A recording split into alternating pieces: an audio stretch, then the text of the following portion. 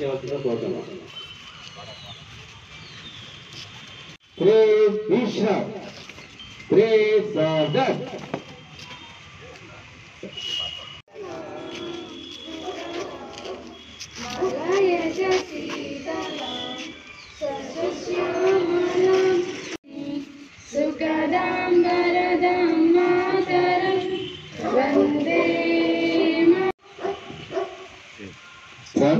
పాలకొండ ఎస్ఐగా నేను 8 చేసిన తర్వాత సారు కొన్ని విషయాలు ఇండిపెండెంట్ గురించి చెప్తారు సార్.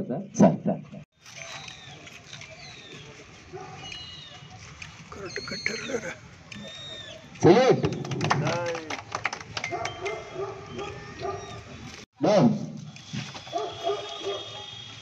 సార్ స్పీచ్ కూడా చేస్తారు సార్.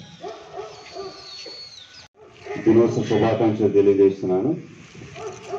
ఎంఆర్ఓ గారు, అలాగే సబ్ ఇన్స్పెక్టర్ గారు, అలాగే పోలీస్ సిబ్బంది, విద్యార్థులు, టీచర్స్, అలాగే నాతో పాటు వచ్చినటువంటి నాయకులకు, పత్రికా సోదరులందరికీ కూడా స్వాతంత్ర దినోత్సవ శుభాకాంక్షలు తెలియజేస్తున్నాను. సందర్భంగా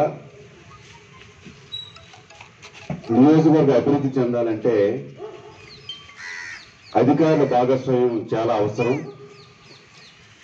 అధికారులందరూ కూడా పాలకొండ నియోజకవర్గ అభివృద్ధిలో మీరందరూ కూడా భాగస్వామ్యం కావాలని మీ అందరికీ నేను కోరుతున్నాను.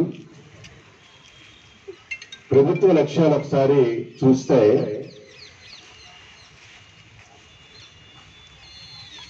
రైతులకి ఈ ప్రభుత్వం వచ్చిన తర్వాత సకాలంలో ఎరువులు అందించడంలో సఫలమయ్యాం.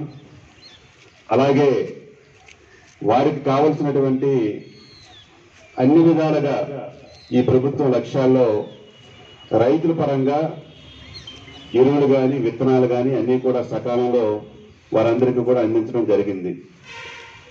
అలాగే పేదవాడికి అన్నం పెట్టాలనే ఉద్దేశంతో ఆగస్టు 15 నుంచి అన్నా క్యాంటీన్ కూడా ప్రారంభించుకున్నాం. మరి పాలకొండలో త్వరలో అన్నా క్యాంటీన్ కూడా ప్రారంభిస్తున్నామని మొన్ననే శంకుస్థాపన కూడా జరిగింది. అది కూడా త్వరలో ప్రతి పేదవానికి ఆకలి తీర్చడానికి ఈ ప్రభుత్వం ప్రధానంగా ఒక లక్ష్యంగా పెట్టుకుంది. అలాగే ప్రతి రైతుకి నీరందించాలనే ఉద్దేశంతో ప్రభుత్వ ప్రధాన లక్ష్యంగా ఉంది.